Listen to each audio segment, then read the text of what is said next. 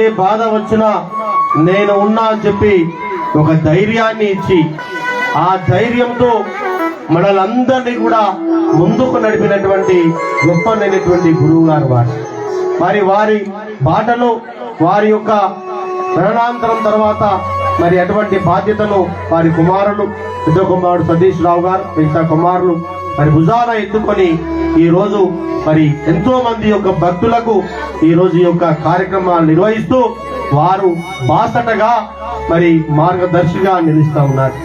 మరి ఈరోజు వారు లేరనేటువంటి మాట మనందరికి బాధాకరమైనటువంటిది, వారి లోటును తీర్చలేనటువంటిది.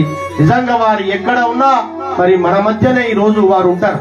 వారు మనకు కనబడరు కానీ ఈ మధ్యనే వారు ఉండి ఈ భజనను వారు ఆస్వాదిస్తూ ఉంటారు. భగవంతుని యొక్క పూజను వారు చూస్తూ ఉంటారు. కనుక ఆ భగవంతుడు మరి వారికి ఆత్మకు శాంతి కలగజేయాలి.